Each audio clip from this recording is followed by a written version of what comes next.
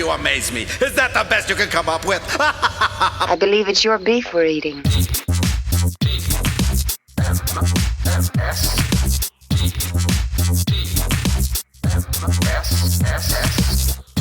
The Morning Stream. Monkey wannabe. Hello, everybody. Welcome to TMS. It's the morning stream for March 20th, 2025. I'm Scott Johnson. That's Brian Ibbott. Hello, Brian. Oh, hello. Hi. We got two 20s in the day today. We got a 20 and then a 20-25. Oh, look at that. Yeah. 20, 25 to go. I want to be sedated. Do. Man, you know, that song, I know that's it was like a huge hit, so of course it got played a ton.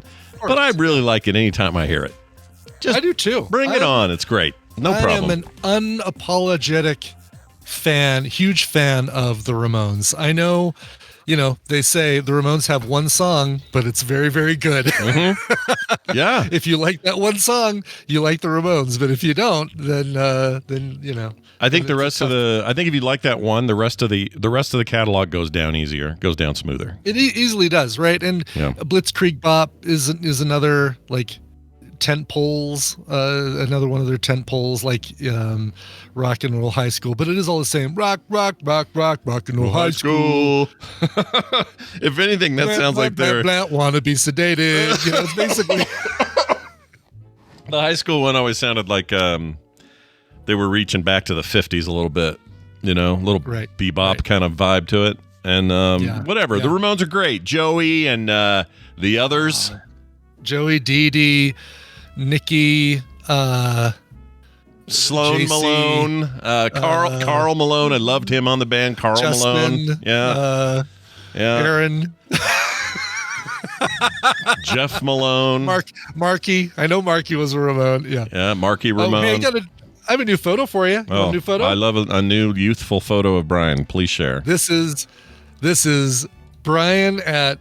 You saw this one with a lot of glare and crap yesterday, but now you've got full quality. Now, this kid behind you, are they taking their shirt off? Are they putting it on? I think she's wearing a tank top, and she's just scratching her ribs. Her ribs. Okay. And do we know anyone else in this group? Is this lady with the camera anybody? Don't know anyone else, but looks like I've got a teenage girl with a little crush on me, or maybe she just likes the starfish I'm holding. I think she's way into your starfish. Or maybe your Star Wars shirt, perhaps. She might be. She's absolutely eyeing that Star Wars shirt. So there it is, starfish, man. Nerd cred locked in. Oh, yeah. Right there. Yeah, heck yeah. That and a starfish? You got 2 stars? Those pants, though. Can we talk about your pants or your shorts? What do we got going here? What do we got? Plaid? Oh, look at those. Plaid, yeah. Oh, my gosh. Look, dude. Look at that business. Yeah, that smells like 70s. And my expression, of course, huh? Oh, man. This is great. I love it. All these people just look like a certain era to me, Lady over on the right side trying to figure out her newfangled camera. Yeah, she seems a little confused. I hope she got it worked out in the end. But she's like, now, wait a minute. What does that do? And that's the thing you would get. She's probably dead. For the Gen Zs in the audience, you used to have to send that. There was a thing inside of it that you'd have to take out. You had to be careful, don't expose it to light, and then you had to put it in a little canister, and then you had to take it to a place that kept it for sometimes up to a week, because the 1 hour photo stuff hadn't really happened yet. No, gosh, no. Yeah, you went to a little standalone hut in the parking lot of your grocery store. Yep. You dropped off your film, and then said, "See you in a week or two." Yep.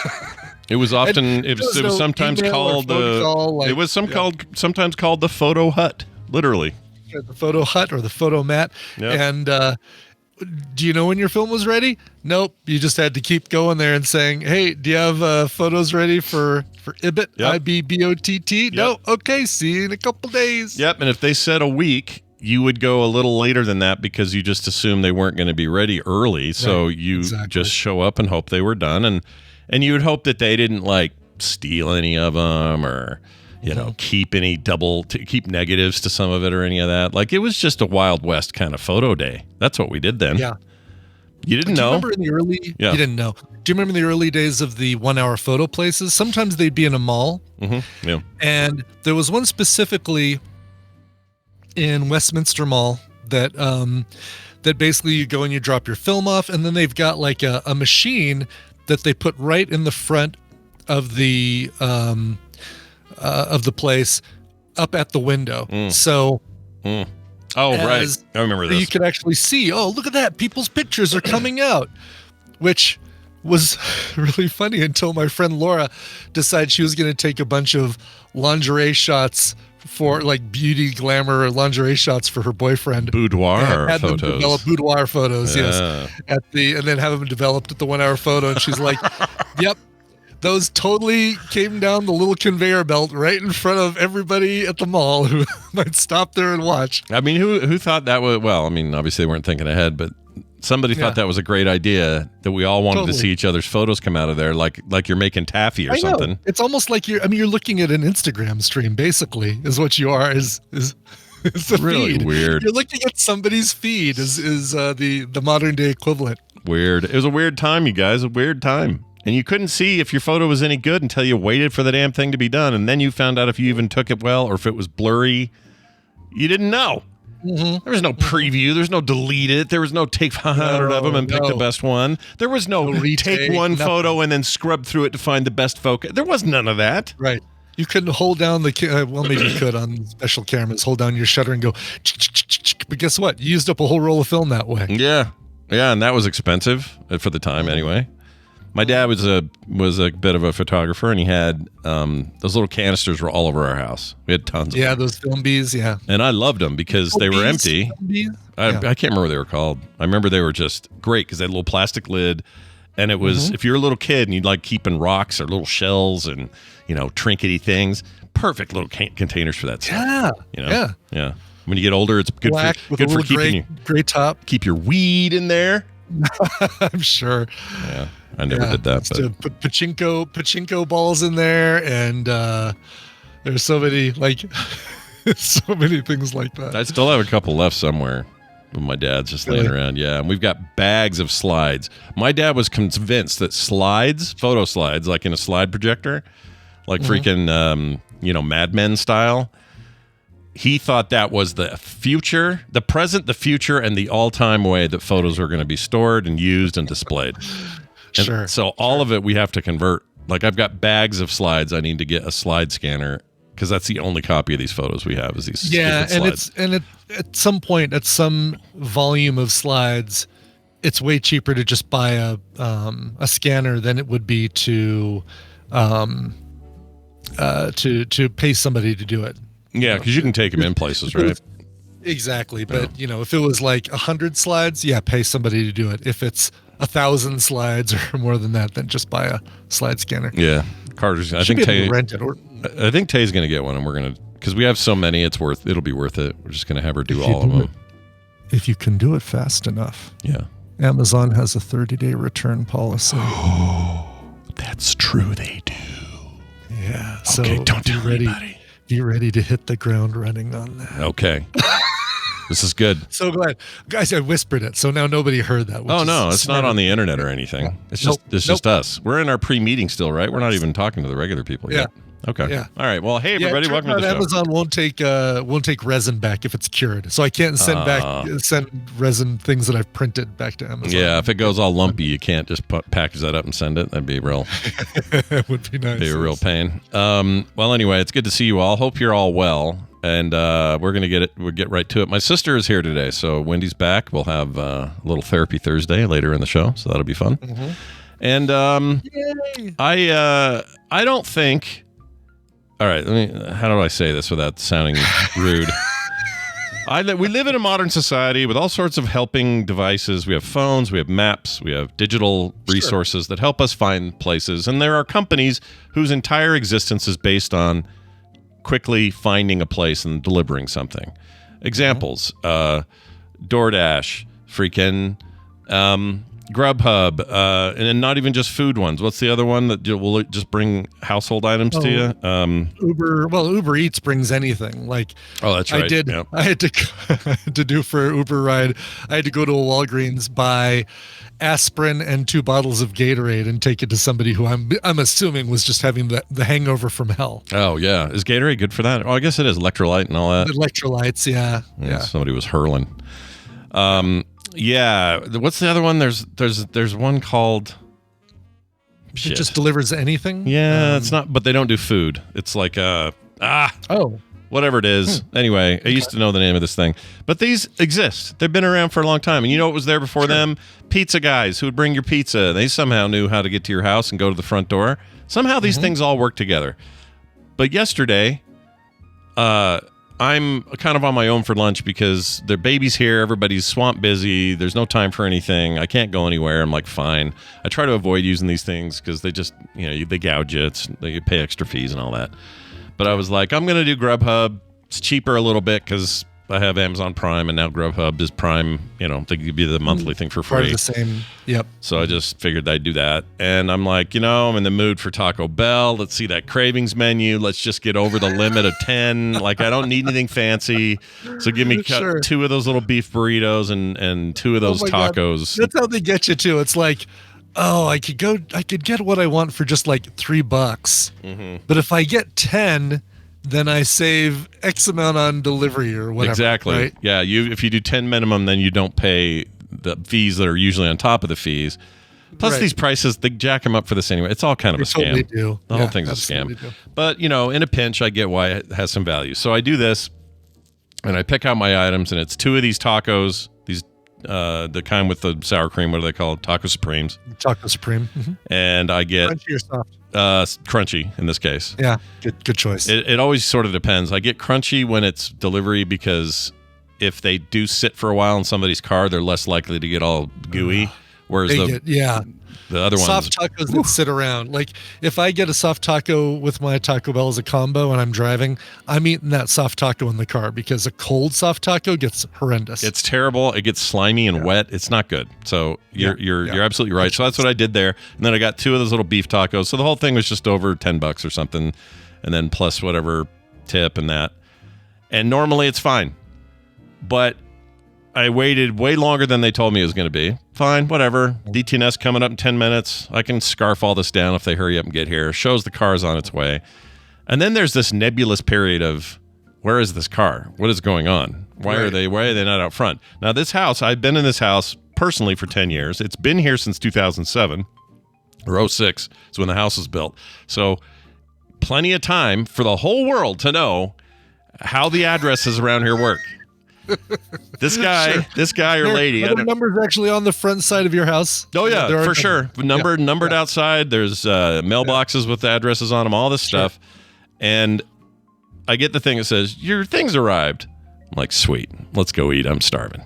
I go to the front door, open the thing. There's a stray cat and nothing else. Like, what's going on? And the stray cat's always there. He's always looking for handouts because Carter's a softie. Sure.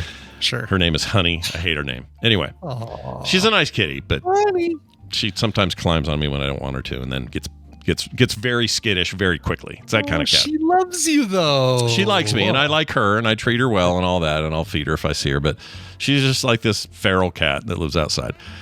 And it's not the cat who's done anything. The food's just straight up not there. And they normally have to send a photo, right?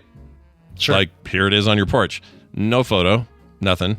All I'm getting is the text saying, how was your order? Like all the things that I can't answer yet because I can't find the damn food. Yeah. So I'm like, well, did they do the wrong house? And by the way, there's like a 3/4 an inch to an inch of snow on everything at that time of day. For whatever reason, that yesterday was the day we got a bunch of snow. And it was pretty thick out there. And so I sat there for a minute and I thought, it's just like the FedEx guy. Did they go around the back and put it back there? Like you never would have any. Exactly, Brian. Yeah. There's no answer to that question. See footsteps in the snow, right? If that's the case. Well, so I go around there, check the back porch that we never use because it's just the way the house is arranged. It's not the kind of back. We have a patio backyard thing that's off to the side of the garage, and then over here in the very rear, where that one guy's dog poops on our lawn way out too often. It's just not a door we go through very often. If anything, it's like screen door, air coming through or something, but we just don't use it. Right. I have a tree that's a little overgrown there. It's a weird place for anybody to put anything, and yet there's my bag in the snow, soaking the water up through the bag into the food, sitting there there's no reason to do this. The front access is so easy. I don't know why they're back there at all. Like, we have a weird alley system. It's closest to the car. It doesn't make any sense to me. So I get it. I open it. Of course, everything's soaked through. Like, there's water like halfway up the bag. The food's still warm, and I'm like, whatever, I'll just eat it. But they shorted me one of the tacos, still charged me for it. So I got a refund on that. Good. But it just was this reminder of like, I could have just, with as long as it took. Yeah. Why didn't I just take the keys, get in the car, go over there? I just didn't want to go out in the snow. I didn't want to deal with it. I thought this would be an easy, convenient thing. You know what? Sometimes the lazy choice is just the wrong effing choice. And I paid for it, I paid for it. Yeah. I can't, I don't.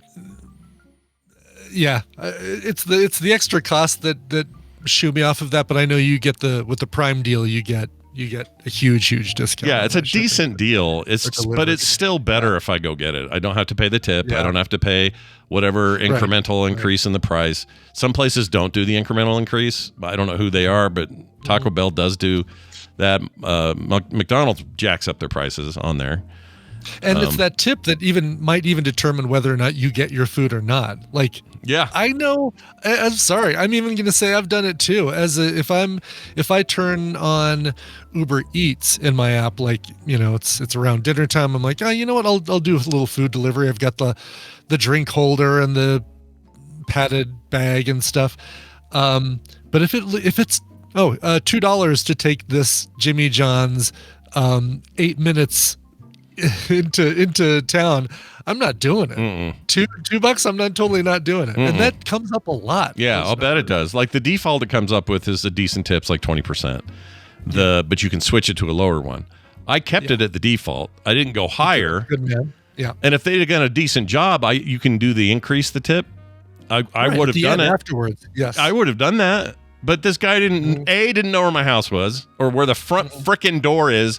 It's right there. It's in the front. I know. Too bad you can't detract the tip for delivering it to the wrong door in the snow, soaking the bag. Exactly. That's the problem with pre-tipping is you haven't had the experience yet. Disturbed Angel in chat room nails it. It's not a tip. It's a bid for service. They call it tip for tax reasons. 100%. It's stupid. It is stupid to tip for anything before you get the service delivered. Yeah, absolutely. It is. You should never tip for anything until you've had the thing that you're tipping for.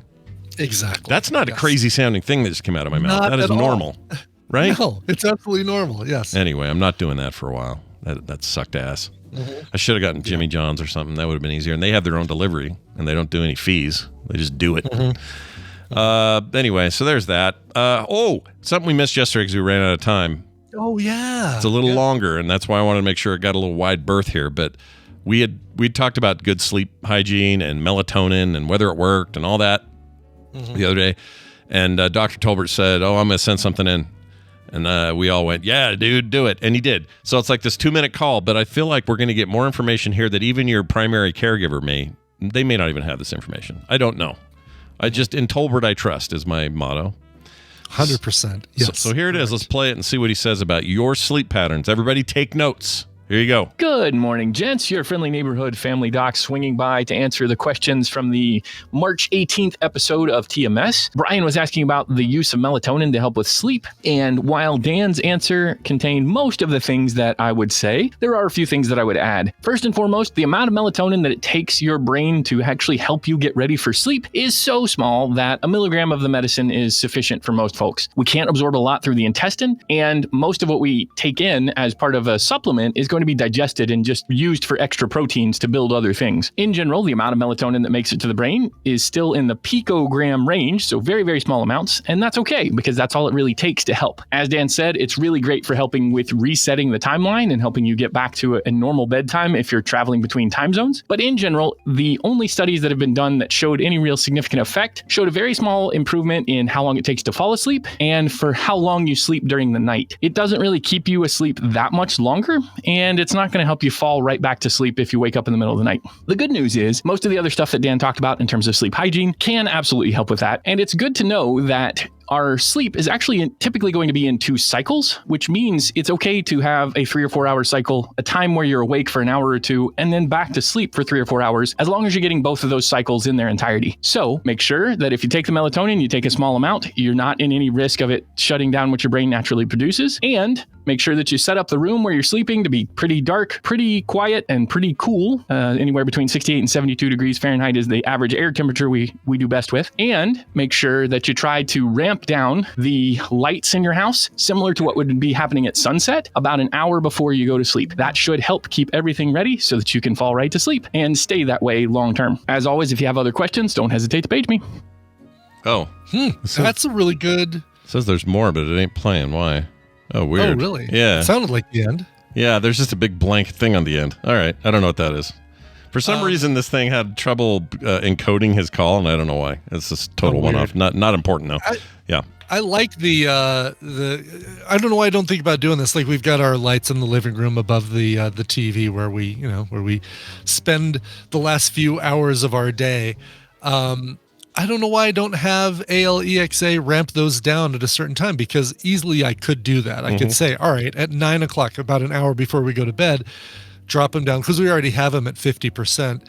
Drop them down to 30%, and then half an hour before bed down to 20% or something. That'd probably be really good for us. For some reason, I fall asleep with my lamp on. And I shouldn't do that. It's an accident. I'm not doing it on purpose. Yeah, you're teaching yourself to sleep with light, and I can't imagine that's good. No, that can't be good, right? But also, what made me feel good? If you wake up a couple of times in the night and then go back to sleep, it's not necessarily a bad thing, and maybe not even an abnormal thing. That's good to know, because I always feel like it shouldn't happen. It feels like I want to be like a baby and never get up. Right. But maybe that's not a thing. It's not the waking up and going back to sleep. That I'd be totally fine with. It's the waking up and not going back to sleep. But I will say, since I've been doing this week, since my physical on Monday, I've done 5 milligrams of melatonin before bed, and all 3 nights I have slept either all the way till roughly the time I get up, or maybe a half an hour before I usually get up, which is fine. I'll take it. Or if I did wake up in the middle of the night, I was able to get back to sleep a lot easier. So maybe it was placebo, maybe it's really doing something, but it is interesting. My doctor even told me it's way better to use the melatonin that you melt under your tongue, those little dissolvable tablets, than it is to do the capsules. And unfortunately for the 5 milligrams, all we have are the capsules, which means it goes down to digest. Yeah. And then, like Jerry was saying, a very little amount might make it back up to the brain. Yeah. So having it stay up close to where it can hit the brain, dissolving under your tongue, is far better. Is it called sublingual? They call it, I think. I think that's what it's called. Okay. Yeah, we put it under your tongue. I had a doctor have me do. Makes sense, yeah. Because I was low on some B vitamin, and she says, "Here, take these. Don't swallow them. They're the kind you put under your tongue. They absorb better." And I assume she was right, because my next blood test showed I was back to normal. But yeah, and I was peeing yellow. I was peeing as yellow as the shirt. Anyway, and last night doesn't count though, because we had a baby sleepover last night. Yeah, you can't. Right, exactly. Extenuating circumstances. And she slept good. Oh, look at you! You can probably take that off. I think I could probably take this off now. Was that this morning that you went in, or when? Ow! It was. Oh, the hair. Yeah, the hair. It's always the hair. Oh, Lordy. Yeah. There you go. Get that hair out of it. Oh, geez. Rip it off like something. I don't know what they say you rip it off like, but we'll take this Band-Aid off and we'll rip it off like something. Any trouble hunting for veins, or are we all good on that front? He was good. Dude looked like he probably drove a Harley to work, the phlebotomist. But dude found a vein instantly, and he says, "All right, doing all right." I'm like, "Oh yeah, I'm not looking. I'm fine if I don't look." But I can watch the last 18 minutes of The Substance and not have a problem. But if I look over at that, I'm graying out. Yeah, for whatever reason, it's looking at your own. It's your own blood, your own. It's your body is saying, "Whoa, that's not right." Yeah, that shouldn't come out of there. That should be in there. Is where that should be. That's right. So no double tap. He didn't have to redo anything. Did not have to double tap. Nope. One in. Well done. I assume 2 bottles by the motions I was feeling on my arm, and yeah. Good. I don't even like looking at the bottles when they're done because they're just so dark. There's so much of it. Yeah, it's almost like tar. It didn't look like that in the Alfred Hitchcock films. It looked more like chocolate syrup. Yeah, it is weird to see, but that's great. And you'll get your results in a couple of days. And this is a thing people should be doing. So in the last couple of weeks, we've demonstrated a couple of things. One, get your colonoscopies done at the proper time. 45, go in there and get it done. Get screened. Do all your good screenings. Ladies, get your boobs pinched in the unit deal. Is that called mammogram? That's mammogram. The latest episode of St. Denis Medical shows Wendy McLevin-Covey, who is a comic genius, and we've all known that for a long time since Reno 911. We've all known how fantastic she is, but Mom Goldberg and all the other things that she's done. She basically has to go through the process of a mammography on St. Denis Medical is kind of like a demonstration of what you have to, why all women should do this. And, oh my God, stop this machine right now. Turn it off. Stop it. That's great. I need to see it. I love her. And then she's done. And she goes, all right, see, that's how easy it was. And they say, oh, wait, you've got one. We have one more. We have to do the other side. She's like, I know how many boobs I have. Yeah, that's an uncomfortable one. I know that. I mean, I haven't done it, but my wife has extolled its non-virtues many times. But yes, but get that stuff done, and then Brian with the panel. She might especially like this latest episode. Are you guys watching? No, we want to though. It's right up our butts. Like this is absolutely a show we want to see. We just haven't yet. Get an episode a night. It is like the best palate cleanser show. No matter what dark shit you might watch for most of your night, watch that, and it's like, oh, all is right in the world because this is so damn funny. Is it all done? Season's finished or whatever? First season? No, I think they still might have a few episodes left in the season, but okay. I mean, you got me into watching Superstore, and so those creators, same people, right? Same exactly, and same feel. They don't have. The only bummer is they don't have the interstitials that were so damn hilarious, like they were on Superstore. Like how in between all the stories, you would just have shots of random customers like going up to the deodorant aisle, looking around, rubbing some deodorant on their armpits, and then putting it back on the shelf kind of thing. Yeah, harder to do they probably could work it out, but I get that. Yeah, we need to start it. I forgot what it's on. Hulu or something, or where is this? It's on Hulu, yeah. Okay. Yeah, I need to watch it. We got another call. This is about soup. Yeah. Soup. Yeah. Love this soup. is also based on a conversation we had. Let's check it out. Yo, TMS guys. This is Nerd Magic in the Discord chat.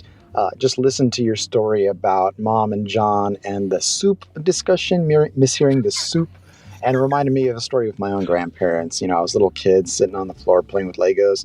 They're getting ready for their big trip to Arizona, and Grandma's on the couch looking at a map, and she calls out to him, "Hey, where's Sedona?"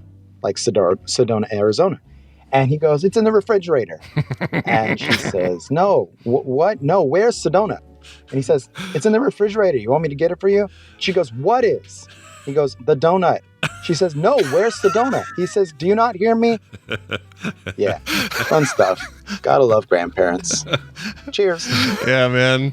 That's basically the same problem. That's fantastic. Oh my God. It's such a, it was definitely a Muppet thing, wasn't it? There was something that was just like that. Like where's not Sedona specifically, but it was just like that. It was like, where's Sedona? I don't remember. Check the refrigerator. I can picture the Muppets doing it back and forth. And, maybe a Sesame Street thing. Maybe it was Muppets. Maybe. I'm having a weird memory of that too, but I can't think of. I can't even think of who Muppet. I mean, this was always happening with Grover and that guy trying to order food. That sort of thing, right? Right. Yeah. But I don't think it was that. It was something else. And then it always ended with something like, "Well, why didn't you just say where's Sedona?" or something like that. And, yeah, I can't remember. Maybe it was Bert and Ernie. Those two could have been. Easily could have been. Those two are always dicking with each other. Cyborg Dude with a correction. It's on Peacock. Of course it is, because it's an NBC. Oh, it's an NBC deal. Okay, cool. Dennis Medical on Peacock. I got the Peacock for 6 months for 99 cents because I threatened to leave. That's such a great deal. Yeah. Oh, by the way, they don't let you. Well, Paramount. So Paramount did the same thing for me. They gave me like, hey, we got an offer for you, 6 months for $1 or whatever. And I went, sweet. And then I set an alarm at the end of that 6 months, which just happened, that I would go and try to cancel again, see what it would do. And it said, we got a deal for you. Stay with your current plan or leave. And I went, no price change? No. They upped it to the normal price. So the new, it was like, yeah, you want to just spend the $8 a month and keep going? That's your offer. So it felt a little bit like I got caught at the casino counting cards, a little bit. Right. Yes, I gotcha. They pulled me and Tom Cruise into a room and said, we know you're counting cards. Gotta watch Wapner. That's how it felt. That's hilarious. I'd love, somebody's got to have compiled a list of the offers you get when you try to quit something so that you can reference really quick and say, for example, I quit Skillshare today. Only used it twice in the last 6 months. And they were originally a sponsor of Coverville, did their spots. They gave me a free year. I kept it. I was like, I was using this for a couple, like some CSS stuff, some SEO stuff. And then I stayed on with them for $99 a year. Today I'm like, they're about to recharge me. And you don't want that. So I'm like, all right, I don't want to do it. Yeah, not using it enough. I always just do a manual thing every time. Anytime I sign up for anything, whatever the expiration date is, I set a reminder 2 days ahead to say, check that thing. It's the only way I can remember to do it. Which is how it came up for me. Yeah. And I was really hoping they'd say, really? Well, how about, which they did offer 30% discount if I didn't quit for like 1 year. So instead of $99, it would be $70. Yeah. I'm like, nope. I might have stuck around for half, but not for 30% discount, and that's all right. I feel better. Yeah.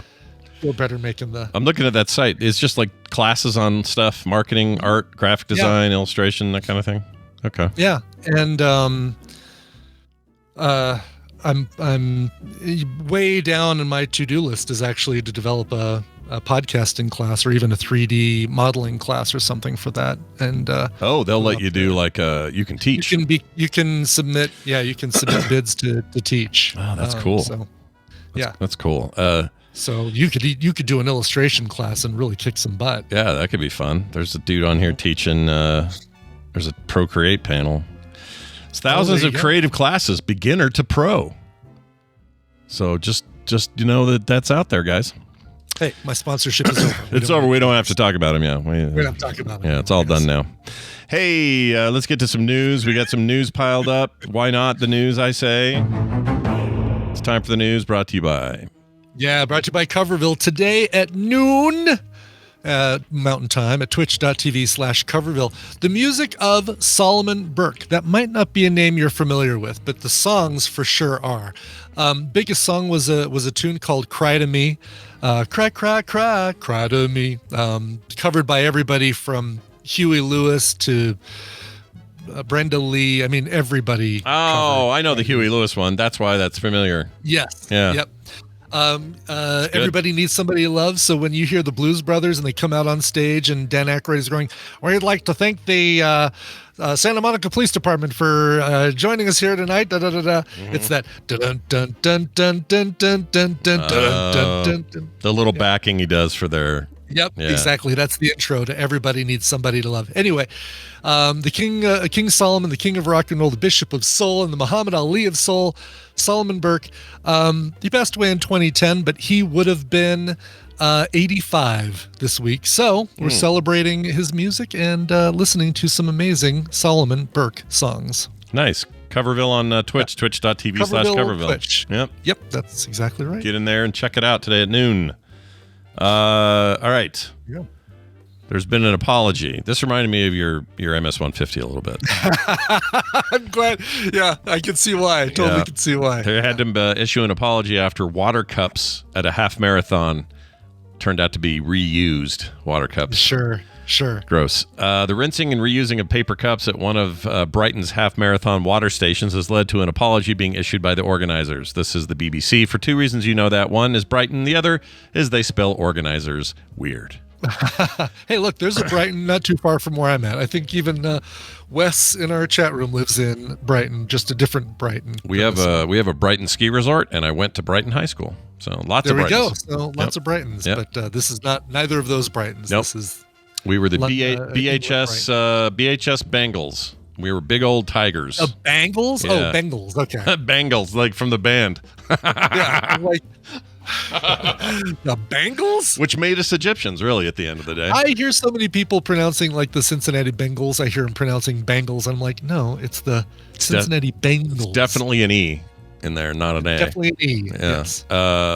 Yeah, I had to draw it once for a big wall mural thing, and I wonder if it's Nice. still... No, it's not there because I tore my school down. What am I saying? It's all got torn down and redone. That wall might be somewhere. But, It might be, but my guess is a landfill somewhere. Anyway, a decision to rinse and reuse cups when new ones ran out on this last Sunday's event has been described as, quote, an error in judgment.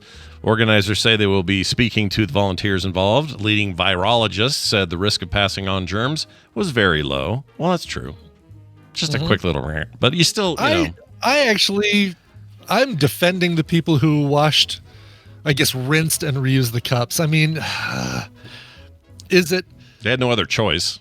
They had no other choice. And later on it says runners were told the cups were being reused at the time. So later on they do say that in this article. Yeah. But so I'd have no problem with that because I'd much rather have water out of a rinsed and reused cup than not have water at all. So I would. Yeah, for sure. I mean, if there was a way maybe they'll think of this now, but a way to not only rinse them but clean them. They're paper though, so what are you going to do? Right. You can't scrub them out with Dawn or something. Wax cups and stuff. Yeah. That's why you bring, if you're running, you can't really do it. But on a bike, of course, you have your own bottle. And I never have to worry about that problem when I do the MS-150. Is yours thermosy so it keeps cool? Yes. No. Yes. It's got a thin layer of insulation on the inside. And you got to have that. so what I'll usually do is start the day overnight. I'll freeze one. I'll have two bottles. I'll have one that's completely frozen, and then I'll have one that is just packed ice. And then when I get to the first stop, I fill it with water. There's still a lot of ice in there. By the time I make it to the second or third rest stop, I'm adding the ice from the rest stop. Do the stops still have water in case people don't have that stuff, I assume? Absolutely do. Yeah. Oh, yeah. They always have water. The Nilla wafers and banana business and all that? Not in the last 2 years. The Nillanananutters have been sadly missing. So I've made my own. It'd be funny if it was because new research in MS study has proven that these are bad for people with MS or something like that. Right. I think it's just bad for people with peanut allergies is the problem that they have them right out there where if somebody's not watching and says, oh, there's peanut butter between that Nilla wafer and that banana slice.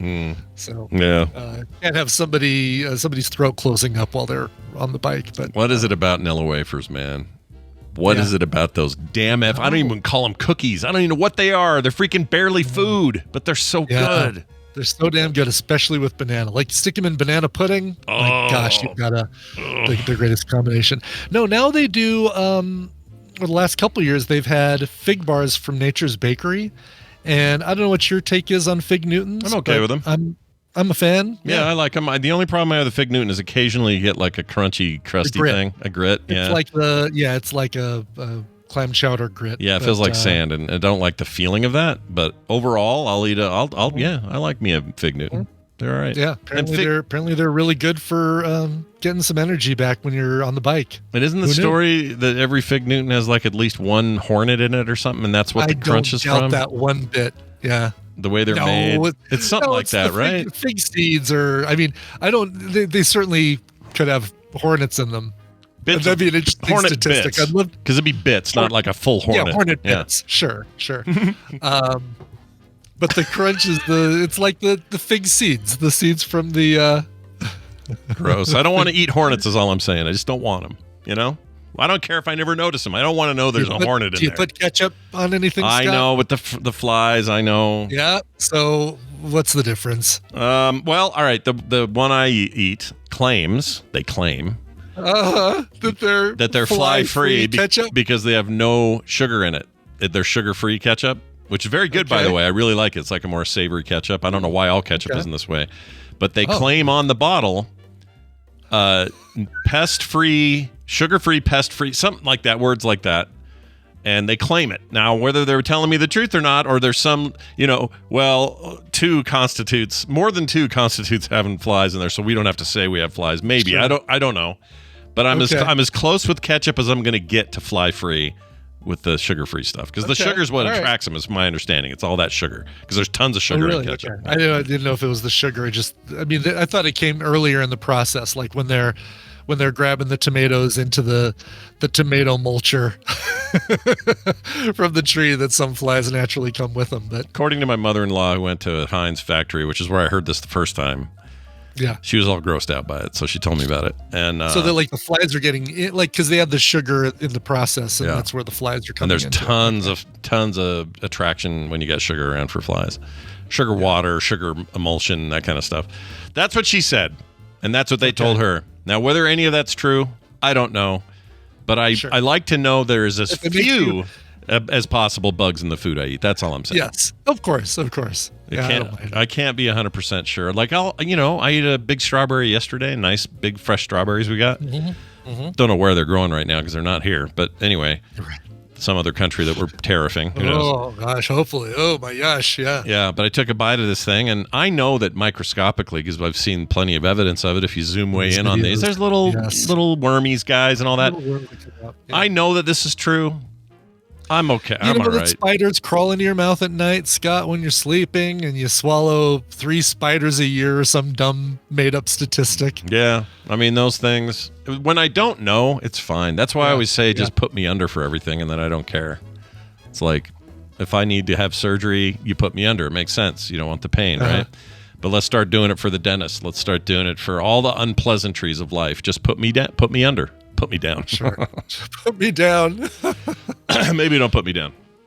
Well, here's the thing that you won't find in your strawberries. A man found a live turtle concealed in his pants by TSA at the New Jersey airport. Pennsylvania man, probably a vampire. Sure, probably. Either an Amish or a vampire, one of the two. Yeah. But definitely not neither. Yeah. Greater than zero chance of one of these two things. Exactly. Yes. Pennsylvania man was going through security at a New Jersey airport and found to have a live turtle concealed in his pants, according to the Federal Transportation Security Administration. The turtle was detected Friday. Turtle detection.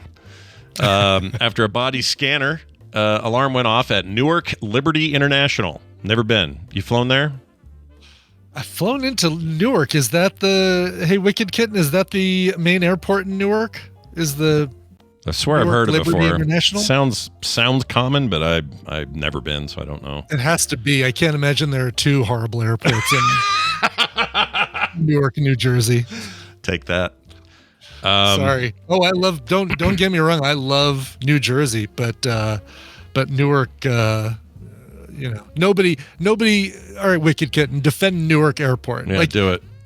You don't have to defend New Jersey for me. I love New Jersey, but it's a great state. New Jersey absolutely gets a bad rap. Oh, hell yeah, it does. It gets way too many stereotype bad raps. It doesn't deserve any of them. But sometimes airports deserve all the shit they get. Fantastic. And my least favorite, easily my least favorite airports: Dallas, Fort Worth, LAX, in that order. I hate those airports.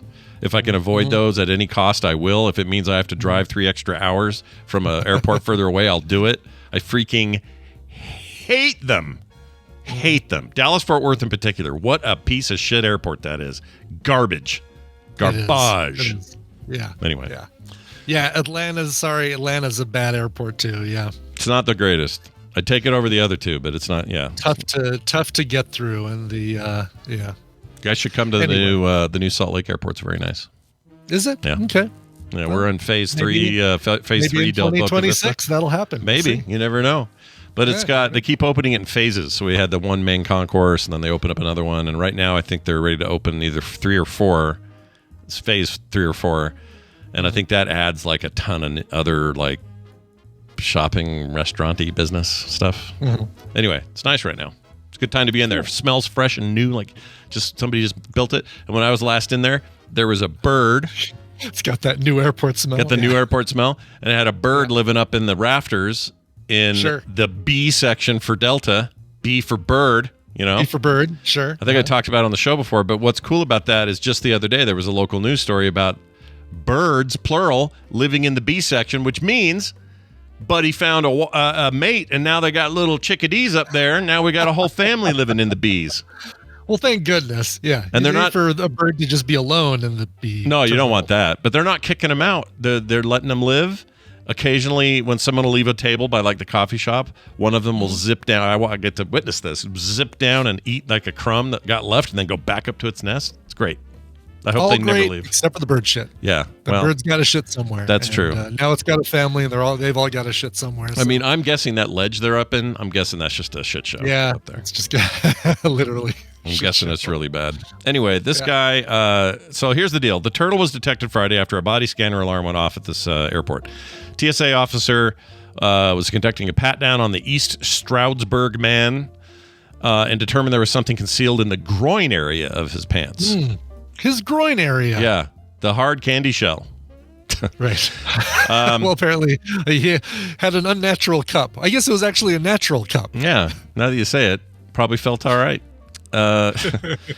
He says, when questioned further, the man reached into his pants and pulled out the turtle, which was about 5 inches or 12 centimeters long and wrapped in a small blue towel.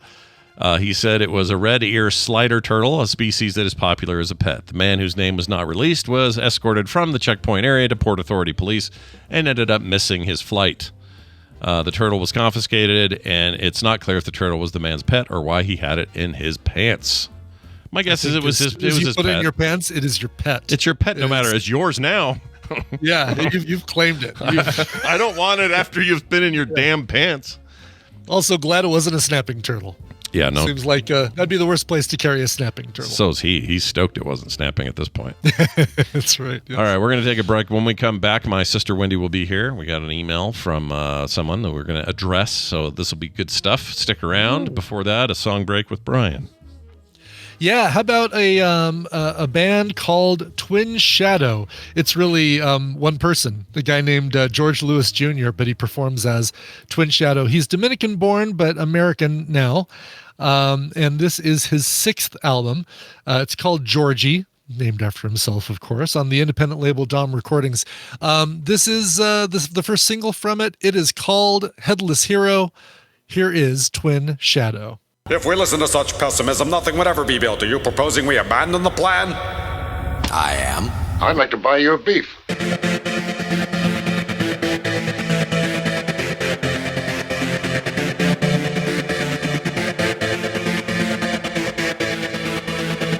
And we're back. Who was that again? Sure, that is the band, or the person, Twin Shadow. His real name is George, but he performs under Twin Shadow. That is his 6th song from his 6th album, which comes out soon. It's called Georgie. The song was called Headless Hero. Excellent. That's the kind of hero you need. And a headless one. A headless one, sure. Look, if you don't need a head... Don't talk back. No. You don't need a yappy hero, that's for sure. No, this is the kind of hero we need. Save me and shut up. Yeah, sounds about right. My Adam Sandler right there. Shut up. That's pretty good. You do a good Sandler. That and your other. I've been working on my Adam Sandler here for a while now, and it's like you're. It's not bad. Salome. It's not bad at all. Salome. He's got like 3 or 4 of those affectations, right? You have to get them. He all does. down. It's like you can't do an impersonation of the guy without knowing at least 2 of those. No. Yeah. That's absolutely true. All right. Well, we call Wendy. I just wanted to share a little dumb thing with people. I've been having a conversation with Dunaway, and you might say to yourself, "Oh, is that for show planning? Is that something to do with the Tadpooley feud stuff he does here? Is it something else?" It's we're talking about the Kool-Aid Man. Just let that sink in. Yeah, the Kool-Aid Man breaking through walls and doing what he's got to do. Oh, look who it is! Psychosomatic. That boy needs therapy. Psychosomatic. That boy needs therapy. Lie down on the couch. Lie down on the couch. It's my sister Wendy who's here to do a little therapy Thursday with us. Wendy, what's going on? How are you? Oh, hey, I'm good. I just I don't know. Yeah. Randomly scrolled through our feed and there's a picture. Is that Brian in 19? It is. 1978. Yeah. Yeah. 1979. That is a great picture. Isn't that great? Thanks. Yeah. It's It's got a couple in there. I love it. Look at the one on the. I like the kid behind him. What's he doing? Just itching? Oh. Yes. Scott glommed onto that right away too. I think it's a girl wearing a tank top and she's just scratching her ribs. Oh, Yeah. okay. Okay. And then Something the about person. something about SeaWorld is making her ribs itch. Yeah. Yeah, does not love it. And I love the lady looking down at a camera. That feels like Yes. Yeah. I know. like automatically someone looking at a phone. That looks like You don't have it to looks like see- Aunt Susan, doesn't it? A little bit. Yeah, it does. Yeah. I was like, what am I And you don't looking even have to see the bottom of her pants to know that they are flared way the F out. Oh yeah. Flared. Look at those things, Everyone dude. looks so comfortable and Yeah. No one's on their phone. I know. Right. Headphones. Yeah. Oh my gosh, this other one of you on this chair. These are so cute. Isn't that great? That's that's Circus when they had the fountains out there. The fountains Yeah. up front. Yeah. Yeah. Yeah. It's basically Oh my a gosh, public toilet over there. Ew. You mean Circus as a whole, right? Yeah, as a whole, as an entirety whole, of a toilet. Do you remember, Wendy, mom and dad took us, that was a place, if we went to Vegas, we were in Circus. It was always the place we went. Do you remember that, or are you too young to remember that? I was pretty young. Yeah, you're probably 6, 7, maybe. That was right before your Madball came out. Hey, the Madball. Hey, how'd it go? By the way, Wendy went to Phoenix and hung out with a bunch of my siblings while I hung out here. How did it go? Did you have a good time? We really missed you. I was like, it was so fun. We got to do that again, and you need to come. Well, I'll go next time. Hell yeah. I can't be the only funny one there. You know what I mean? No, it's a lot of work to be the funny one. I know the pain of that. No, it was a blast. No, that's good. And then we're going to see you soon because we're going to, come out here and spend some time with mom and all that. She seems to be making some progress. Oh, is it next week? Holy shit. Yeah. Maybe I'll come in live for the Therapy Thursday. Yeah, we were talking about that. I'll be around. We were talking about figuring out something while you're here. Yeah. I got to talk to you about exact times and all that. But you can just, I guess you'll stay at Misha's. I don't know why we're making all these plans right now on the air. Do you guys want to hear all this? Okay. Yeah, it's good stuff. It's exciting. Yeah. We'll talk about it. All right, we'll figure it out. Sure. Well, excellent. That's all good and well. But today we have Therapy Thursday. It's where we help you with your real problems. Wendy's an actual licensed therapist, and you guys are going to be the beneficiaries of her advice. I'm going to read this email that Wendy sent me, and I'll just kick it out. Here we go. This is from someone we're going to call M. It starts with a question. How can I help my young daughter, age 7, become more comfortable with the knowledge that everyone dies someday? Oh, mortality. Man. Boy, We never you're barking up the wrong tree there. Yeah. But, Yeah. You found a guy who watches old movies and then decides. it's a list of they're dead, they're dead, Yeah, they're dead. I watched an old John Ford Western the other night, just kind of in the background, and it did it again. It hit me right in the middle of it. I'm like, he's dead, they're dead, she's dead, the director's dead, the guy behind the camera's dead, those 4 crew guys are dead, those 4 horses are dead. The only thing alive there is that cactus way back in the background. Anyway. Goes on to say, the first experienced death in a way she could understand when my dad died, or couldn't, I guess. She was 4 and I was 40. We lived 3 hours away, but we visited his house every major holiday and went camping with him every summer. My mom passed away when I was 21, so my daughter never met or knew her. Let's see. Ever since my dad died, she cries a lot whenever anyone mentions that I, Mom, won't be around someday. She's sad that my dad and others who have passed, but she especially breaks down when thinking about losing me. I don't go out of my way to bring up death, but I also don't try to avoid it. It's part of life. My own philosophy is that you're either old or dead. At this point, I'd rather be old. I've seen the other side of things. My dad quickly declined in health, that developed dementia to the point where he repeatedly said out loud that he couldn't wait for this to be over. Oh man. I also believe that the finiteness of everything is what makes life worthwhile and meaningful. When something is infinite, life, money, etc., it stops being important. I know that's too deep for her to grasp, but it breaks my heart when she has a breakdown over an inevitable part of the future, says M. Yeah, little kids, they don't quite get it. And then when they start to get it, I have to imagine they're a lot more sensitive to it than, us old farts who already know kind of what's going on. But, having dealt with Mom's recent thing and worried about her and having it happen at the age she's at, and knowing what broken hips often end up meaning for some people, not everyone. We know what kind of odds we're against. I'll admit it's been a part of the conversation and everyone's thinking lately. So maybe we're in a good position to talk about this. So what do you want to do to help Em today?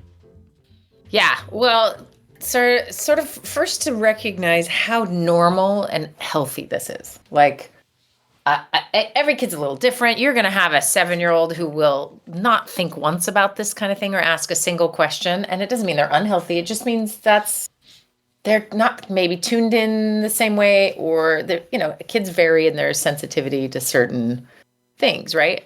And we got a couple kids amongst the three of us that are like, just one might be like, I need to talk this through, and another might be like, I need to eat again. That's all I do, or whatever. Like they're just different creatures. But this is really healthy to have some questions, to wonder about it.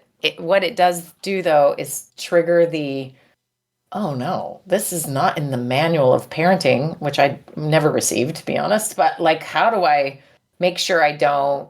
It's a little bit of like, do no harm, but satisfy to help them. And often I think a temptation might be to get, and this is maybe speaking more for me, I tend to go way deeper and longer than a kid actually needs. They're like, I just asked what time it was. You're like, well, let's talk about time. What is it? Sure. And so to recognize, like, you may feel more or less qualified to talk about this because you think I'm qualified to tell a developmentally appropriate story to a child so they feel safe. But you are actually uniquely qualified. Your dad died. Your mom died. You have some experience. Your mom died when she was quite young, right? She was 21 when her mom died. 21, yeah. That's pretty young. Yeah. So she has had her own experience and has her own philosophy and all of those things. I am a fan of, doing a quick, like, what is a healthy way to talk to a kid about this at this age? So 7 is developmentally, your brain is moving from very black and white thinking to, it'd be something like, the dog died and the dog went to dog heaven. You're like, yay, dog heaven. And you just feel fine about that. Or the dog died and there's nothing after this. Oh, that's a bummer. Existential dread. Great. Yeah, but it might still just be black and white a little bit, right? Like your brain doesn't quite move into abstract thinking until about 7, 8, or 9. So it sounds like she is right at the right age to think about things in more abstract terms, and it's not as clear cut as good, bad, black, white, right? So she's maybe at a place you can have a slightly more in-depth conversation. I would recommend this. This is the mistake everybody makes, is kids hear things as lectures or hear things as monologues way quicker than we realize we're doing that, right? As general rules, parents are talking way more than they should. Oh, yeah. In these moments, because they're like, the kid is listening. It's my one shot. And then they end up monologuing, right? Because you ask us, you could survey a bunch of kids and you're like, what is the definition of lecturing? And it's maybe 2 sentences. Like it doesn't take much for them to get into, I'm being told what to think. Right. It's as soon as they start getting tired of listening to you, darn it just turned into a lecture. Yeah. Yep. And that's pretty quick. The best way to counteract that natural tendency when it comes to, maybe I'm nervous, maybe I'm talking too much, or maybe I'm jumping right into things that are what I think, but I've come to over 40 years of life, not what I could handle at 7, is to stop talking and ask questions. So one thing I have always loved to do with kids, it's really powerful. This works with adults too, is have pen and paper and like crayons or whatever. So we're drawing while we're talking, or we're just scribbling or sketching. And you're just sort of creating a space where, like, you have designated, like, hey, I have something I want to talk to you about, and we can just, doodle while we're talking. Or you can do it over coloring specifically. The dog died. Oh, okay. Can I have that black crayon now, please? Let me draw a big sad cloud around everything. Right, exactly. But it is actually therapeutic. I mean, there's art therapy for a reason, right? There is something we can express that way. So really, more than anything, it's a little bit about turning on the whole brain. Another thing would be to be throwing a ball back and forth, right? So playing catch. I mean, this isn't just like a cultural trope or something, like dad and son playing catch and talking about something real. Our brains actually, just passing a ball between our left and right hand engages both sides of the brain while we are processing. So, I don't do this all the time, but I really should have every client hold a lacrosse ball, which they're really great. I don't know if you've ever held one. Anyway, and just pass it back and forth between your two hands while you're emotionally Are they heavy? They're heavy balls? They're really heavy. Yeah, they're dense, heavy balls. And the size, and they're perfect for like putting on a wall and getting that weird spot on your scapula. Yeah, like a mark. Yeah. Who would win in a fight, that or croquet ball? Croquet ball more dense and heavy? Oh, I mean, croquet ball feels like a hard. Yeah, at least this one is dense rubber and dense. Okay. Yeah. Okay. It would leave a welt. It would sting. It wouldn't break your leg. Right. Yeah. Or croquet ball. Thrown at the same velocity, the croquet ball is going to do some more serious permanent damage to you than the lacrosse ball. Did everyone enjoy my saying the word squirrel and having you guys run over? Absolutely. Dude. That's what we do here. Yeah, no, it's all part of our undiagnosed ADHD here on the show. We try to be distracted. In doing these things, is there any worry that you're telling your child that grandma died, but you're doing it while you're playing ball or while you're drawing, that it's going to sour them towards that activity in the future? Like, oh man, I was drawing when my mom told me my grandma died. That's right. Yes, if it's the only time you ever draw together, or the only time you ever play catch. So don't do that. Okay. If you regularly, Good. Yeah, that's like, here. Let's squirt some. I'm going to take you fishing for the first time, and by the way, yeah, I guarantee people have done this. They're like, well, I think it's time to take you to ice cream for the first time, and now we'll tell you your favorite grandma's dead. So don't have it be connected only with that, but it might just be that. So this daughter's already, the 7-year-old's already asking questions, and I assume, right, there's already some foundation for this, and so this is just a hack, right? Like that you get your whole brain engaged. And this is another one with teenagers, right? When you're in the car, or tweens, you're in the car and you're looking forward. Sometimes the non-eye contact time of talking can be even more open. So parents may notice this, that their kid will tell them more after a certain period of time in a car looking forward. And they will also tell them more late at night. So get your sleep somehow, take naps, because they're ready to talk at 11:45, right? And so it's something about being able to, there's these natural sort of windows, and you want to catch one of those windows. And then here's what I would suggest to M, is that you bring it up and enough of just that you're asking a question about it. Like, how are you feeling about grandpa, right? So what's the death? Oh, that first one was grandpa at 40, right? Right. Okay. And they did all these activities and stuff together. So you would just say, how are you feeling about grandpa passing away?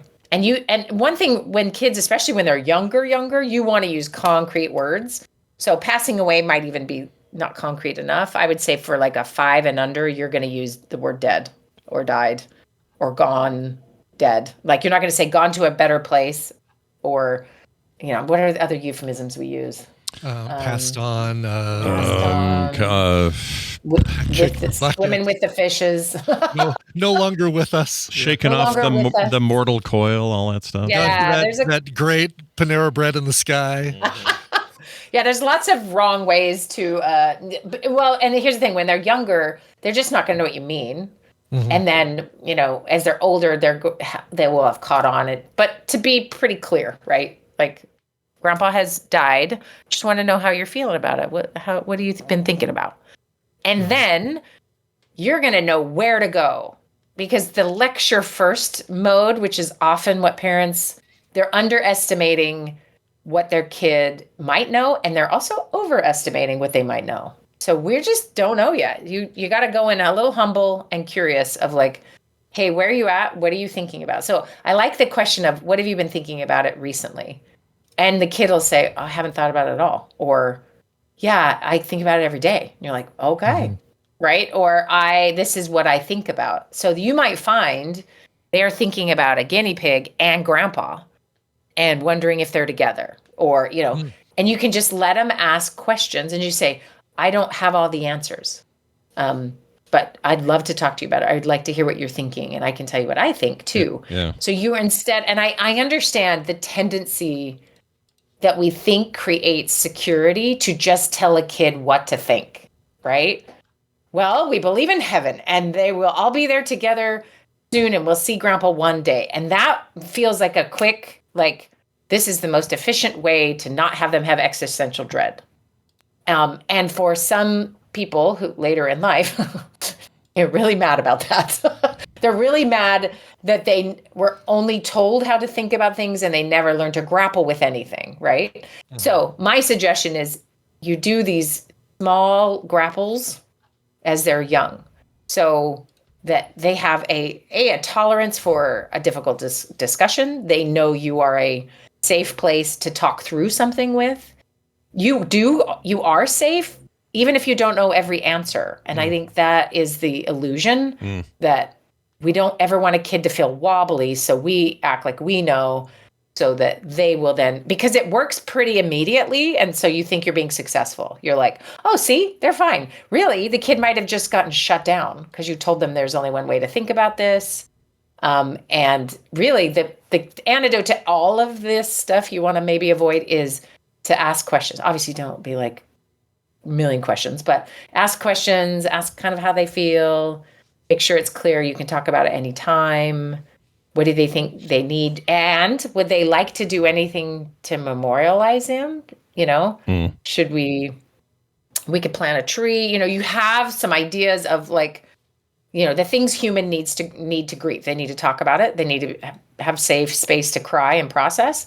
They need some kind of ritual of goodbye. And so you can ask in those, and some freedom to talk about it, later, randomly when it pops up, that it's not a shut story. I think generationally, we're way better at this. I will meet people who, lost someone dear to them, and everyone in the world shut them down from ever speaking about it again, right?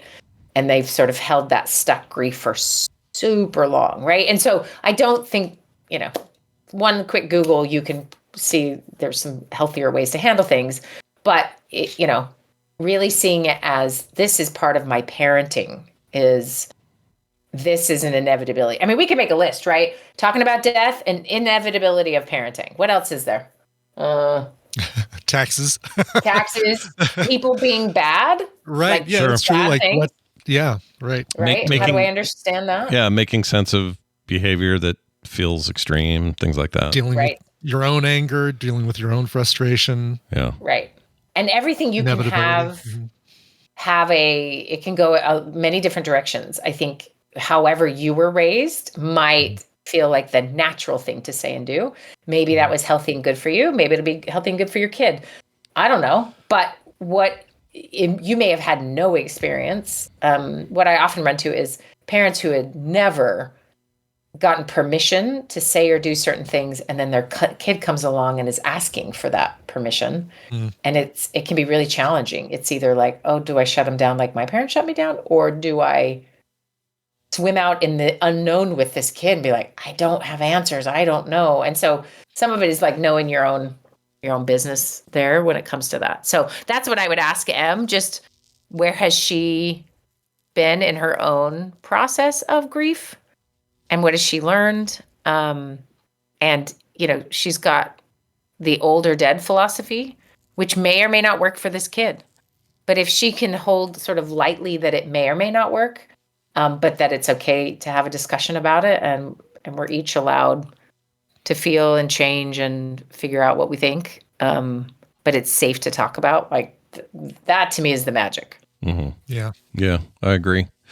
This is hard. I was just having a conversation with Van. He's 6. About right, yeah, this is exactly the right time. Yeah, about his great grandmother who's laid up, and he was trying to understand the relationships. First of all, he's like, so she's your mom and my mom is my mom. He's just trying to understand and like get all this stuff figured out. And I just realized it hit me like if she, because we took him with us, and he's so sweet around everybody. He doesn't get freaked out by old people or the smell of the place or it's being new. He just blends in. He's a happy little kid. And when the day comes where I have to sort of explain what it means that she's not here anymore, I realized that day how kind of not prepared I am to do that. And it's not even really my job. His parents are going to be the ones that really do that. But but he and I are close, and I'm going to want to talk to him about it. He likes to understand these broader relationships. He's always asking about it. So this is good for me to be planning, hopefully not too soon, but planning for this a little bit. Because it's going to come up. One thing she said in here, I think it's the last paragraph, she said, I know that's too deep for her to get, but it breaks my heart when she has breakdown when thinking about some future inevitability. So when a kid has any, so Van's curiosity is like, he's intimating that like, hey, I have questions and I wonder how things work. And, often we're hearing so much unfortunately at the face value of a question, which is like, give me an answer. But really, if you back up, what is a kid actually doing? They are testing to see, is there an answer? How are my parents responding? And so this idea that it's too deep for her to get, well, it's too deep for her to get what you've been through and your philosophy, and that suffering is part of the human condition, because most little kids haven't suffered yet. They don't know how bad it's going to hurt when something, they have their own version, maybe like a shot or sprain an ankle. It's not like they're clueless, but what we don't want to do is harm their innocence, right? Like that's what we're usually trying to protect. But to recognize like they're asking maybe this question, but if we can pause and look behind that, maybe they're just asking, are they safe? Or are they lovable? Or will you forget me if I die? You don't know what they're actually asking sometimes. And so that's why I always like to see if people can not jump to, I have to tell them something, to let me find out what they're actually already thinking. How do you feel about the situations arising like he watched The Princess and the Frog, this Disney movie. This is probably he's probably 5 then. The Tiana one, the one set in the South and all that, or set in New Orleans and that. And it's like one of the, I think it was Disney coming back with a hand animated thing, but I don't think they've done much since. But anyway. No, I think it was their last one. I think it was kind of a comeback, but also their last one at the same time. Because I think they were trying to test the waters. Because by then, this is not that long ago, by then they'd already done a ton of Pixar and 3D stuff. And I think they were just like, what if we brought it back? And I don't think it did very well. But anyway, the point is that movie's beautiful. It's got a nice story, all this stuff. And he got really upset and teary-eyed at the end when the bug dies. Sorry, spoilers, everybody. But there's a what do you call him? The Firefly. Firefly passed away in the story, and it really got into his soul there, and he got very upset about it and cried and stuff. And it was clear that he didn't fully grasp the difference between life and death, and it's not like all the intricate things about that are apparent to him, but what was apparent to him was the emotional immediacy of loss, right? Yeah. And so I guess what I'm asking is it okay for that stuff to be a point of like conversation? Like that's the time when you can have some of these conversations, even though it's, third party Disney Plus streaming that brought up the question.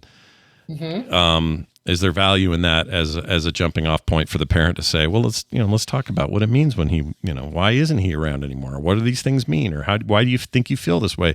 Like, is that an okay direction to go for a parent? Yeah, 100%. And I would I'm glad you asked that question, because I would even do that on purpose. maybe don't pick Bambi because that's our childhood version of this, right? Yeah. But think about that just as a medium that has been, it's part of what makes a movie have conflict and resolution, and death is always an option. And so as a kid, that may be your first thing you experience through that. I'm sure there's 2 Bluey to 5 Bluey episodes that would be amazing for this as well, right?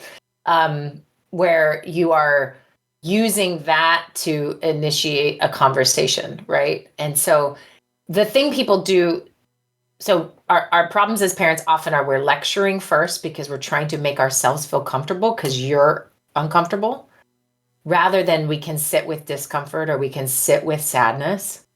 And many of us were not raised that way. That it was like, oh, you're fine. Oh, you're a baby. Oh, go to your room. Nobody wants to see you cry. So you've learned in a million different ways, especially the males in the podcast here, that you are not allowed to feel too much. And so what you're saying is, hey, I'm inviting the feeling, or I'm inviting us a chance to discuss it, or it's okay with me that you cry at any point.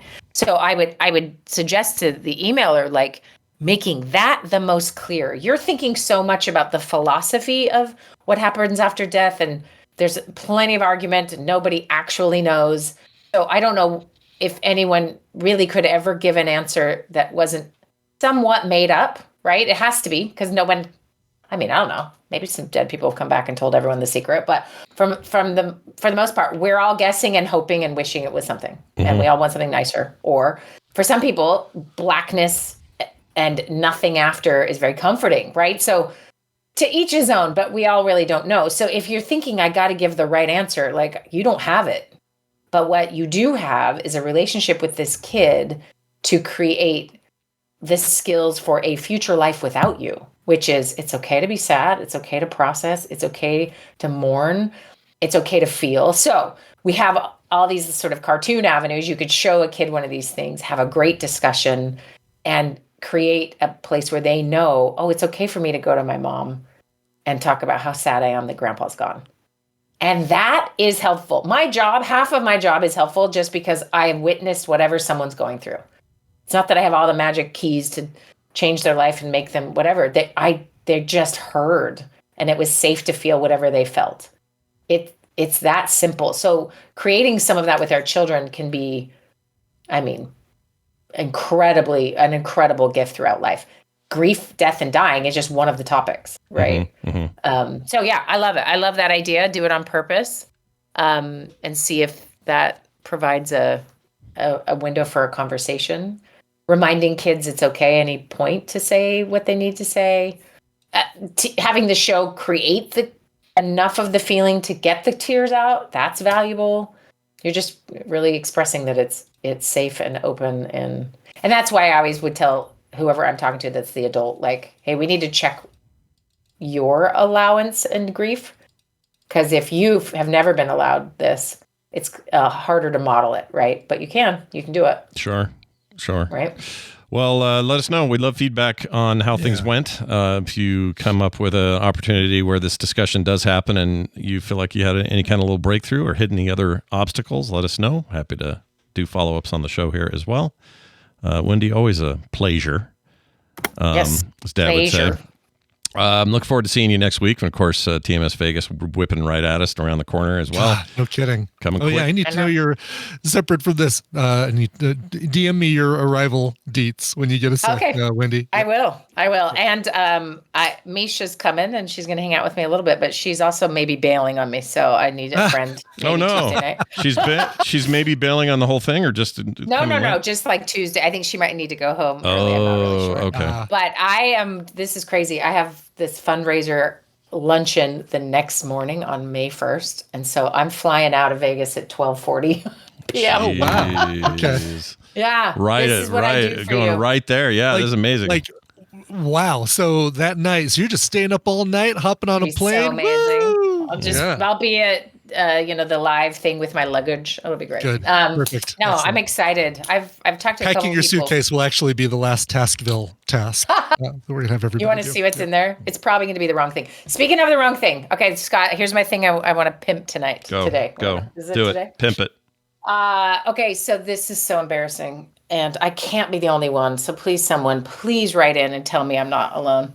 But Adam and I get to the airport. We are going to Phoenix, and we got there a little early. So there's this piano player who plays in the concourse. It's so relaxing. You almost miss your flights. Anyway, very relaxed, very relaxed. I go sit by the gate thinking, okay, we probably should get ready. I look at the gate and it says Phoenix Mesa Gateway. And I'm like, what? So I bought tickets to the wrong airport. Oh no. Oh shoot. I was dying. And it's like 5 minutes to boarding. And so I text Mark and I'm like, Mark, I'm going to the wrong airport. He's like, yeah, I noticed. I just wasn't going to mention it. So he had to drive an hour and like 15 minutes to come get us instead of 20, because of the other airport.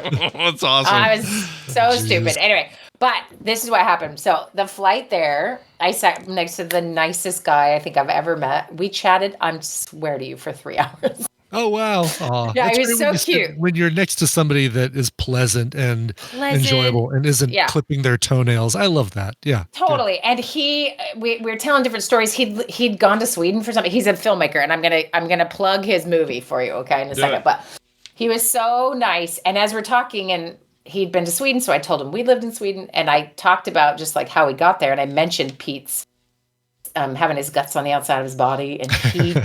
I thought I made him sick. He just blanched. And I'm like, oh, I'm sorry. And he goes, no, I've never heard anyone else have this experience. I also have a kid the same age who had the same thing. Oh, wow. And so his was a lot more complicated. He's had a lot of surgeries. And anyway, just like the nicest guy. Anyway, so we had this great conversation.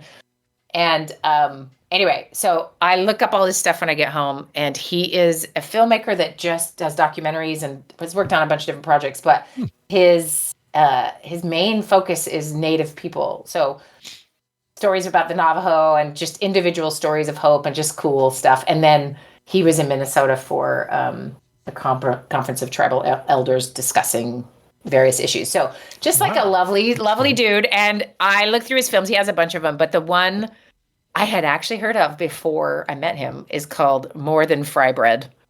And it's this fry bread competition throughout the United States, and he just does a documentary film on it. So I put it in the chat. Anyway, he has a bunch of others. But here it is. 2011 looks like. Yeah. Holt Hamilton Films. Yeah. Tristan's fiance is all about the fry bread. She wants to make Tina and I fry bread so badly. We can't wait to have her over to do it. But tell her to do it and watch the movie. Isn't the fry? We'll file this up. Aren't those? When you go to fairs around Salt Lake City and stuff, they have the Navajo tacos. That's using fry bread, right? Mm-hmm. Uses fry bread as the base. Yep. 100%. And I saw the promo, and it was just like the Navajo guy was just like, it's from here. These are Navajo fry bread. I was like, Navajo tacos, baby. Travis Holt Hamilton is the guy that. Yeah, cool. This looks great. Super nice. He has a bunch of them. I think it's a stressful life, trying to make this work. And I said, so when do you know you've like finally made it? He's like, everyone says it's your 10th film.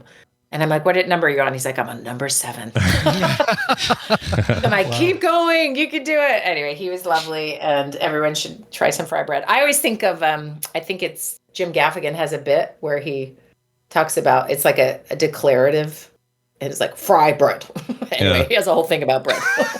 This is great. Delicious. Yeah, he's got all kinds of stuff going on. Busy, and a lot of highly rated stuff. Yeah, he's done great. I mean, he's got too many kids and like a nice wife, and he's just doing his best and sitting on the cheapest airline I've ever been on next to me. They didn't even give us water. I was like, was that 3.5 hours. Oh, 3 hours. Wild. That's not quick at all. No kidding. They should have had that out to you in the first 30 minutes. Oh, they said you had to pay. It was like $5 for water. Lame. And I'm like, I cannot believe this is where we're at, people. Yeah, we really got, and there's no room for your knees. Which airline was that? Yeah. Is that Spirit? And here's what's funny is every time I say it wrong, I say elegante, and that's not. Oh, Allegiant. Okay. Allegiant. Thank you. Allegiant. I like So elegante. people are like, which flight am I? Elegante. Elegante. Well, that's great. I love that you went to the wrong airport. That's some Johnson business. Johnson. Totally. Yeah. And Adam just smiled and he's like, this is why I check things. And I'm like, this is why I don't. Because I would never have met Travis Holt Hamilton. I'm kidding. Yeah. For the record, his kid had his guts born in the outside. I know. Too. Crazy. We bonded. His that movie Fry Bread, the Fry Bread one is on, or More Than Fry Bread is on Tubi right now. So yeah, you can watch it for free. Just go out there and grab it. He has a more recent one out, something about in water or something. It's about a native woman who's never touch water or touch the water. Yeah, touch the water. She's never been in water. Yeah, anyway, that's pretty interesting. All these look good. Stuff. That's really cool. I'm glad you got the wrong flight. That's fantastic. I know, and he was so nice to chat with me. Yeah. All right, well, go check it out. Again, that's Travis Holt Hamilton. You can find him on IMDb. He even looks nice in his little photo here. He looks like a nice guy. He's just nice. Beyond nice. Yeah. He looks like a cool and dude. so more will come with No Better You. I'll tell you more about that in the next couple weeks, but I will plan to see you physically next week. Yeah, it'll be great. And we'll figure out how to get you on the air one of those days somehow, some way. We'll figure it out. It'll all happen. I just know it. That'd be great. I feel it in my heart. Yeah. Also in Vegas, Misha and I are planning to go to karaoke on Monday night. So I would love some song suggestions because I picked the wrong one last time. It was very embarrassing, but no one remembers because they were drunk. So it'll be good. I'm excited for TMS. Something for B52s, then you only have to do the rapping part. That's how I got away with it. Yeah. Good one. That's the only way I like to live. All right, have a fantastic week, and may all your flights be to the wrong airports. We'll see you soon. Bye now. All right, bye. Can't really screw that up in Salt Lake. We only have that's not true. We have one in Provo, and we have. I thought it was the wrong destination. It was the wrong. I thought she said it was the flight to the wrong destination, not the wrong airport. Well, it's the same thing, right? Going to the wrong airport. If you go to the wrong airport, that's that. If you go to the right airport, but the flight is you booked it to the wrong destination, that's a different thing. Oh, okay. I guess I said she booked it to misunderstood. the Mesa Phoenix destination, but I might have misunderstood what she said. Yeah, because he had to go because he's picking her up at the airport. He had to go an hour and a half out of his way to get her at the wrong airport. I thought it was the whole point. To pick her up from the wrong, not drop her off at the wrong airport, but pick her up from the wrong airport. Right. That's what. Yeah. Yes. I think we're wrong saying destination. the same thing. Yeah. Wrong destination, not wrong. Somebody PM'd me in the chat and said that Princess and the Frog was 3D. They're thinking of something else. They're definitely thinking of something else. Yeah, this came out in 2009. Well, here's the whole thing on it. Here it is. Began production in 2006 under the working title Frog Princess, marked Disney's brief return to traditional animation as it was, as the mainstream studio's first traditionally animated thing. Home on the Range was the one before that? That's crazy. What was the year for, I thought... that can't be the most recent. I thought they had a Winnie the Pooh thing the year before Princess and the Frog. Was that longer before that? I don't know. So 04 seems nuts to me. But I guess, and I didn't know the same director did your favorite one, to Lilo and Stitch. Lilo and Stitch. I had no idea. Yeah, same director. I didn't realize that either. Yeah, it'd be cool if these were back in style. I liked this a lot. I do too. I mean, we'll still get those with the Miyazaki things and that's true and stuff like that. But that's true. Was The Wild? The Wild was 3D. Chicken Little, Valiant, Pooh's Heffalump movie. Is that what it was? That was, 2005. So 4 years before the release of Princess and the Frog. Oh, yeah. I don't even remember that one. I don't think I've seen it. And then before that was Brother Bear, 2003. Wild. Yeah. I could have sworn all those came out closer together, but you're absolutely right. I didn't realize it was a comeback, like it was their comeback. I thought it was like, all right, we've got all these 3D things coming out for a year, and then one 2D animation once a year. Yeah. And I think the reason I remember it is there was some talk that it didn't reach the goals they wanted, but I think it was still a profitable film. Maybe it just wasn't wildly profitable or whatever Disney's standard is. It wasn't up to that. Mm-hmm. Yeah. Didn't make the kind of money Pixar movies make. I don't know. I wish they do. Claire told me to wait, so I got to wait. Claire told me to wait. Wait for what? She just said wait, Brian. Oh, that's all. I don't know why she just said wait. That's great, Claire. 2011 animated Winnie the Pooh, fully hand-drawn. Okay. I mean, there have been things since, too. Like, is that the last? I think they've even done like little one-off things, haven't they? Or Are no, these all is that theatricals? Because maybe they don't count them if they're like direct to. This one is theatrical. Is the Winnie the Pooh July 2011 theatrical release? I have no memory of that movie at all. I didn't even know it existed.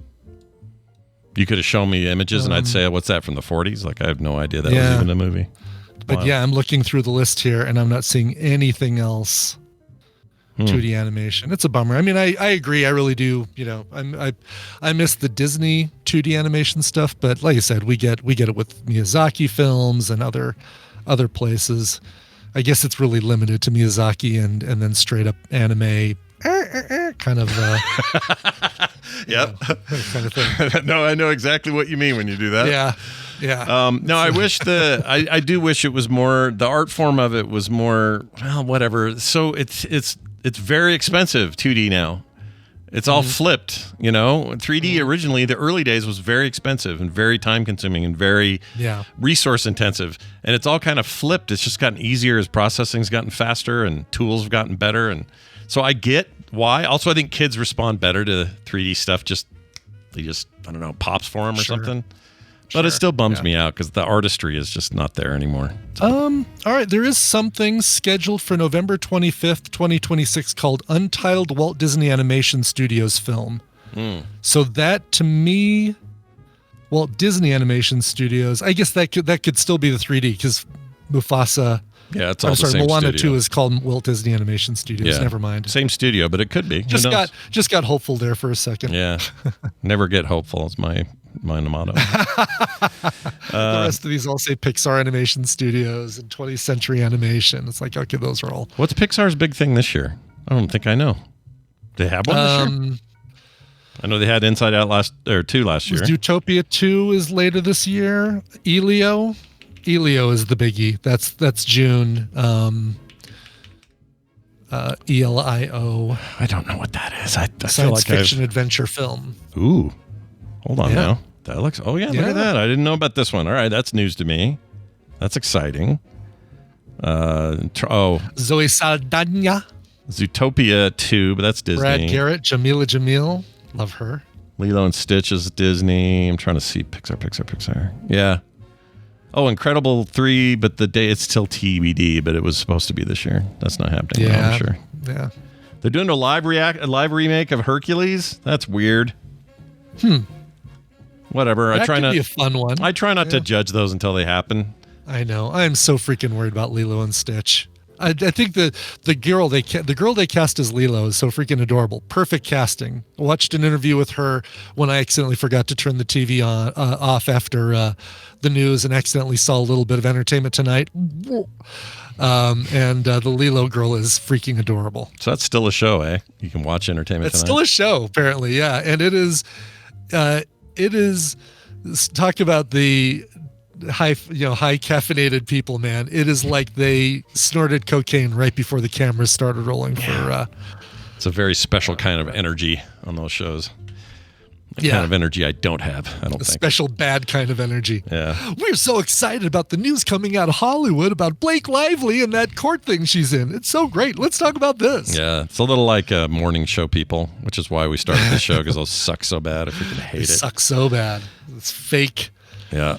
Listen, when we're pissed off and in a bad mood, you'll hear it. Oh, you'll know. Hear it. You'll know. By the way, quick light check. Still burning. Wow. Barely, but it's going. Long tail on that thing, right? Like super bright at the beginning, but boy, does it last a long time afterwards. Yep. I'm actually now I'm to the point where I'm like, let's keep this going. Let's see how long you go. Real quick, shows coming up. Coverville today at noon. Twitch.tv/Coverville. Right. You can also watch Core at 1 p.m. That's at frogpants.tv. And TMS Friday will happen tomorrow morning at 9 o'clock. So if you're a patron of the show, please show up for that. Play Retro at 1:30 p.m. tomorrow, and Film Sack this weekend. Saturday, to be specific, we are doing Craven the Hunter on Netflix. So a very recent film, which we don't get to do very often. So it's going to be fun. Yeah, this is hot off the freeming presses, basically. Well, let's give him a freeming song at the end of this show. What do you got for us today? Here's some free streaming music for you. This one's going out to Kevin Evans. He says, "Hi, Scott and Brian. We've been listening to the show since 2013, all the way from Australia, and you've been a constant source of comfort and joy through many of life's ups and downs. Angela and I have enjoyed countless recommendations from the team over the years. I'm a longtime listener and first-time requester. My wife, Angela, is celebrating her 60th birthday, and I would love to dedicate a song to her. She's truly the rock of our family, always there to support anyone in need. This year is especially poignant as it's her first birthday without her mother, who passed away last year. I want her to know how we are here for you, honey." I said that wrong. I want to let her know that we're here for you, honey. We are here for you, honey. We are here for your honey. Make honey, get the bees. Make honey, hero. Let's give her a birthday thing. Happy birthday to you. Happy 60th. Perfect. I'll leave it to the music master to pick the song, but something with an upbeat Australian theme would be fantastic. It should honor Angela and her credible strength. She deserves some fanfare. Thank you for considering my request and being part of our lives. We appreciate you all. Signed, Kevin. Well, excellent. And I think, without looking at the lyrics, I've always assumed this song was kind of like about a badass chick. So this one seems to fit, but hopefully as I look at the lyrics afterwards, I won't say, "Oh, bad choice." But the song originally by In Excess is Suicide Blonde. This is a cover by George Alice, I think another Australian artist, not 100% sure. But this comes from a thing in 2021, a short film that came out that was a sort of a pseudo tribute to the 7 Deadly Sins and the music of In Excess. It uses a ton of In Excess's music in the form of covers, and it's a short film about the 7 Deadly Sins. Really, really interesting thing. Haven't seen it myself, but I've heard the soundtrack and I really dig it. Here is George Alice and Suicide Blonde. Hello, I'm a tailor, and your pant size is frog. You're always welcome at frogpants.com. Never keep your beans in the freezer.